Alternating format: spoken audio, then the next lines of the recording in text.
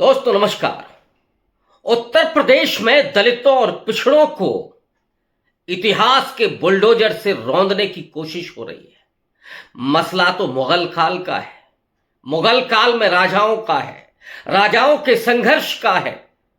बाबर कौन था, किसने बुलाया था, किसने गद्दारी की और किसने देश में साम्राज्य स्थापित किया, ये मध्यकाल के राजाओं का इतिहास है।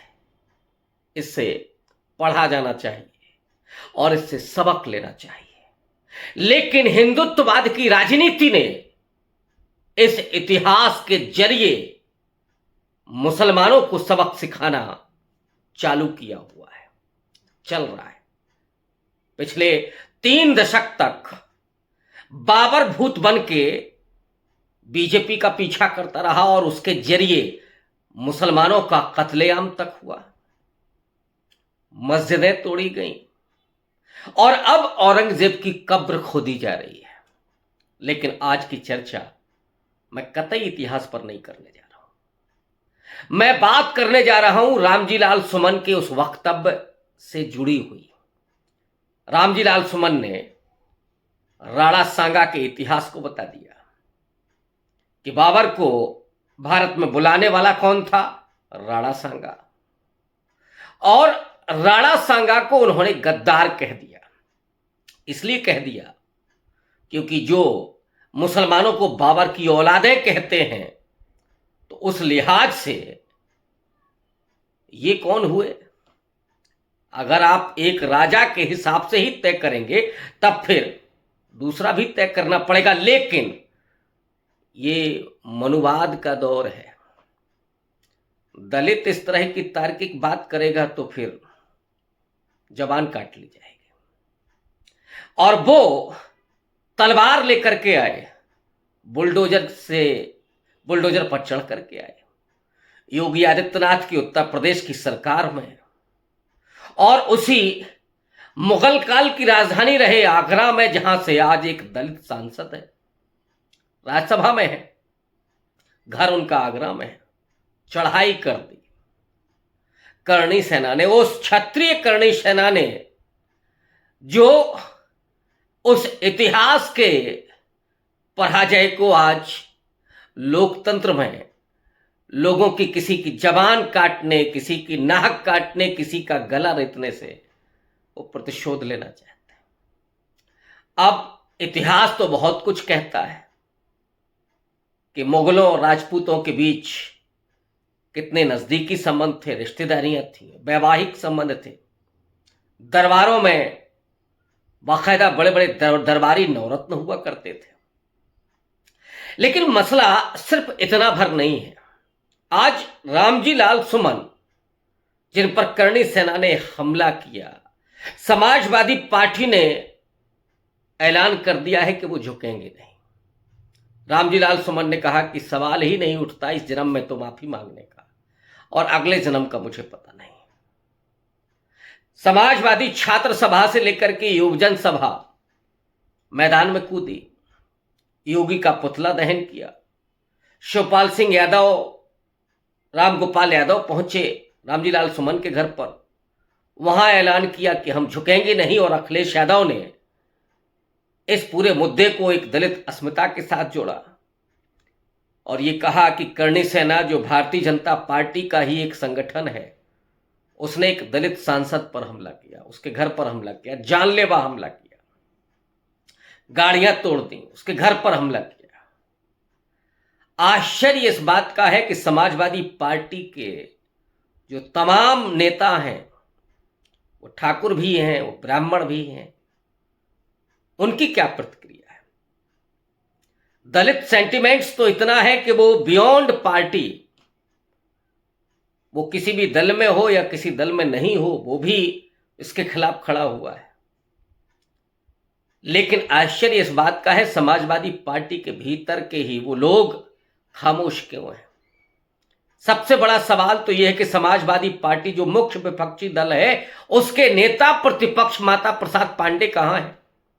क्या उनका कोई वक्तव्य किसी ने देखा क्या? अखिलेश यादव ने तो इस मामले को डाइल्यूट करने की कोशिश की, राणा सांगा को भी महान बताते हुए, और इधर रामजी लाल सुमन को दलित सांसद बताते हुए एक दलित कार्ड खेला। ये राजनीति होती है। लेकिन सवाल ये है कि वो लोग जो सत्ता की मलाई चाटते थे, और अगर सरकार 27 में आती है तो वही सत्ता की मलाई चाटेंगे, ये भी सबको मालूम है। जो लखनऊ से लेकर के दिल्ली तक, सफाई से लेकर के, और कहीं भी अखिलेश यादव जाए वही 100-200 लोग जो इर्द गिर्द दिखाई पड़ते हैं, वो रामजी लाल सुमन के करणी सेना द्वारा किए गए हमले पर एक लफ्ज नहीं बोलते। कहीं देखा क्या? और एक लंबी फेरिस्त है। पवन पांडे बोले क्या, अयोध्या में नेता हैं समाजवादी पार्टी के, उन्होंने क्या कोई वक्तव्य दिया? और ऐसे छुटभैये से लेकर के बड़े के नेता तक ढेर सारे, लंबी फेरिस्त। अगर मैं गिनाने बैठूं तो चुने हुए सांसद राजीव राय से लेकर के ओपी सिंह होते हुए, और महिला सभा की राष्ट्रीय अध्यक्ष जूही सिंह, जो डिंपल यादव के इर्द गिर्द बराबर दिखाई देती हैं अखिलेश यादव के, अरविंद सिंह गोप से लेकर के जो एक बार राज्यसभा गए फिर एमएलसी बनाए गए, अनुराग भदौरिया जो रात दिन चैनल्स पर चिल्लाते रहते हैं समाजवादी पार्टी के, लेकिन जबान से नहीं निकल रहा है।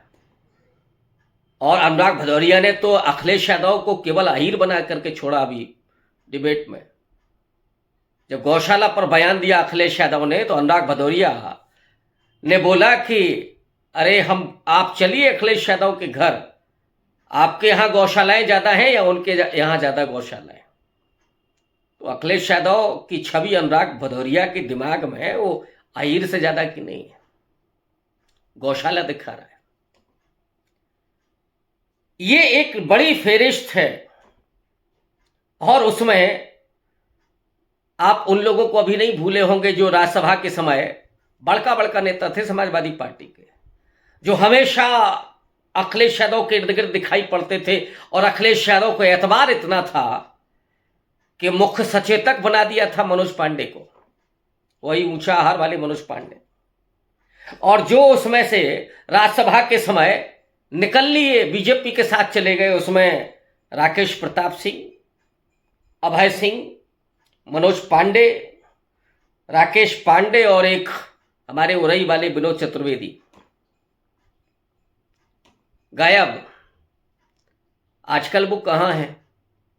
और मुख्य सचेतक का पद सबसे महत्वपूर्ण होता है नेता प्रतिपक्ष के बाद। नेता प्रतिपक्ष मनोज पांडे, मुख्य सचेतक, मुख्य विपक्ष में नेता माता प्रसाद पांडे, मुख्य सचेतक रहे मनोज पांडे। माने जो प्रश्न लगाते हैं, आगे बढ़ाते हैं, वो गायब हो गए। इधर एक और बड़का नेता है अखिलेश यादव के इर्द गिर्द, और उनको माना जाता है कि वो बाल सखा है अखिलेश यादव के, उदयवीर सिंह, वही जो अपना टिकट, अपना पर्चा तक दाखिल नहीं कर पाए, दौड़ाए गए और बाइज्जत वापस आ गए। चुनाव लड़ते तो हारते तो बेइज्जती होती। ये जो नेता के इर्द गिर्द लोग हैं, और उसमें एक प्रबुद्ध सभा भी है समाजवादी पार्टी में। प्रबुद्ध सभा की जरा लिस्ट उठा करके देखिए। अव्वल तो इनका काम था, जो रामजी लाल सुमन ने बोला या उनसे बुलवाया गया, इनसे बुलवाया जाना चाहिए था। ये जो प्रबुद्ध सभा है उसका काम है ना कि इतिहास की पड़ताल करना, लेकिन वो नहीं बोलेगा। शिक्षक संघ, और एक और उसमें यश भारती पुरस्कार जिनको अखिलेश यादव ने दिया था, मणिंद्र मिश्रा, बोलेंगे क्या नहीं। राजेंद्र चौधरी के इर्द गिर्द घूमते रहते हैं, उसी में मलाई छानने का मौका मिलता है। लेकिन अखिलेश यादव को ये बात समझ में नहीं, और ना आएगी। मैं बहुत डंके की चोट पर कहता हूं। और यही वजह है कि 27 में जो अखिलेश यादव को लग रहा है ना कि हम बस अब तो बीजेपी ऐतिहासिक हार हारने जा रही है।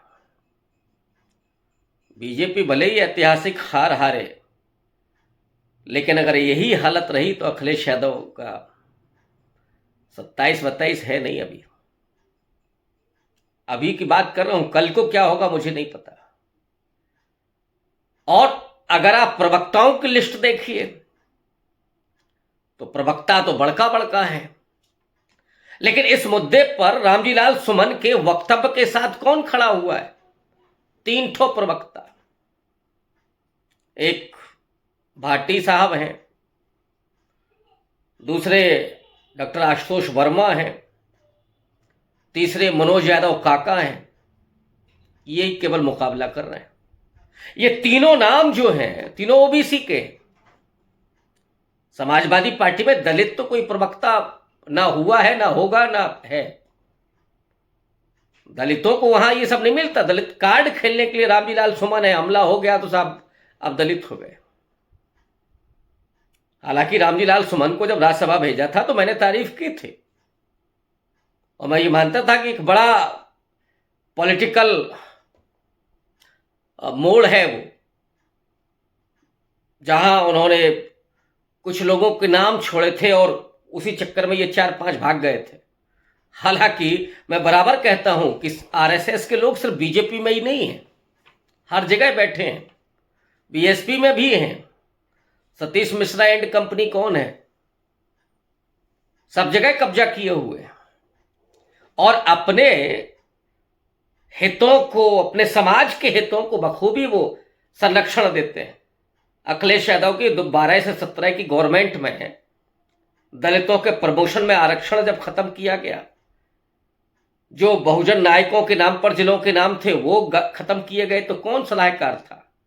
हालांकि मैं इससे अखिलेश यादव को कतई क्लीन चिट नहीं दे रहा हूं कि अखिलेश यादव तो बड़े नासमझ है, तो किसी ने समझा दिया इसलिए उन्होंने कर दिया। लेकिन रात दिन जो इर्द गिर्द लोग रहते हैं, जो कान भरते हैं, कानाफूसी करते हैं, जो सिर पर सवार रहते हैं, वही जिसको किचन कैबिनेट कहा जाता है, वही सब इसके एक तरह से आगे बढ़ाने वाले यही थे, और अखिलेश यादव ने उस पर डिसीजन लिया। ये ऐसा नासूर है जो आज भी अखिलेश यादव का पीछा नहीं छोड़ रहा, और हजारों लोग डिमोट हुए थे उस समय, जिनकी पीड़ा अगर आप देखेंगे। और मायावती की मूर्ति तोड़ी गई, बाबा साहब अंबेडकर की तमाम मूर्तियां तोड़ी गई थी, और कौन कर रहा था उसमें? यादव पिछड़े तो इक्का दुक्का होते थे, सारा खेल कौन करता था? अभी भी ये हालत है कि किसने योगी आदित्यनाथ का पुतला जलाया छात्र सभा में? कोई विनीत कुशवाहा। लाठियां किसने खाई पुलिस की?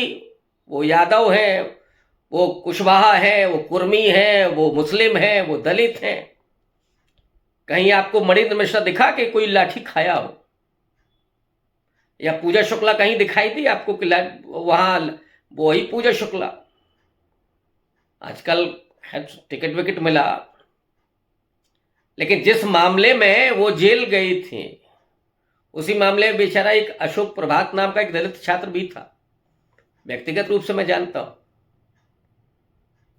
जेल गया, मुकदमा लड़ रहा, जिंदगी उसकी तबाह है। अखिलेश यादव ने कितना उसे सहारा दिया होगा, उसे तो टिकट नहीं मिला। पॉलिटिकल माइलेज किसको मिलता है? पूजा शुक्ला को मिलता है। जहां ये राजनीति होती हो, जूही सिंह, उनको भी टिकट मिलेगा। तो मलाई खानी हो, टिकट लेना हो, मंत्री बनना हो, नेता के इर्द गिर्द रहना हो, टेलीविजन में प्रवक्ता बनना हो, तो ये पूरी जमात रहेगी। एक और आश्चर्यजनक बात, जो अंबेडकर वाहिनी बनी थी, वो विशुद्ध रूप से शायद 9 संगठन है समाजवादी पार्टी के, वो इसलिए बनी थी कि जो अंबेडकराइट दलित हैं उनको इसमें जोड़ा जाए। लेकिन बाद में क्या खेल हुआ? आप अखिलेश यादव इस बात को समझते हैं कि नहीं समझते? मैं फिर कह रहा हूं कि अखिलेश यादव कोई नासमझ नहीं है, मुख्यमंत्री रह चुके हैं, लेकिन उसमें सबको भर दिया गया आगे चल के प्रबुद्ध सभा में। जरा देख लीजिए, मैं कहूंगा नहीं कि कौन लोग हैं। जिनको अगर मेरी बात गलत लगे तो कमेंट बॉक्स में जरा मुझे बताएं। प्रबुद्ध सभा में जरा एक भी नाम हमें दिखा दें, एक भी दलित हो, एक भी पिछड़ा हो, दिखाएं जरा। शिक्षक संघ में कितने होंगे? क्योंकि सपा की नजर में प्रबुद्ध ये सब हो ही नहीं सकते। और आश्चर्य इस बात का है कि जो समाजवादी पार्टी ओबीसी को लेकर के राजनीति करती रही है, अगर उसके पार्टी के भीतर संगठन में ये सब खेल चल रहा है तो किसके इशारे पर चल रहा है? और जो दलित और पिछड़े बड़े कद्दावर नेता हैं, उनकी जो अवहेलना होती है, उनके साथ जो नाइंसाफी होती है, और सरकार बनती है तो उनको दरकिनार कर दिया जाता है। पूरा स्ट्रगल करते हैं, लाठियां खाते हैं, और उसका परिणाम क्या हो रहा है? ये अखिलेश यादव को बहुत ध्यान देना चाहिए। उसका परिणाम ये हो रहा है, अब आप टिकट किसको देते हैं? दलितों पिछड़ों में भी पता लगा कि उसका पिता सांसद है, पिता विधायक है, उसको आप टिकट दे रहे हैं, तो आम कार्यकर्ता क्या करेगा?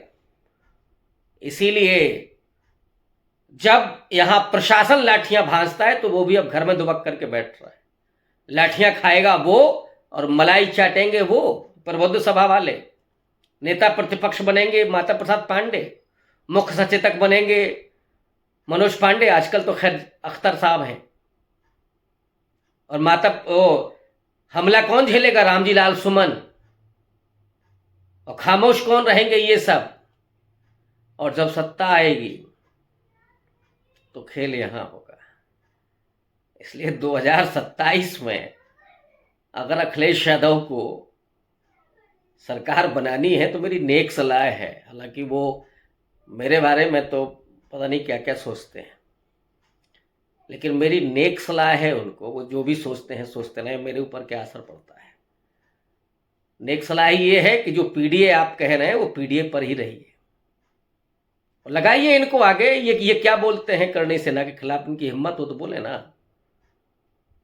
और अगर आपने फिर से धोखा दिया कि पीडीए का नाम लेकर के मलाई कोई और खाएगा, तो ये 75 साल के बाद का लोकतंत्र है।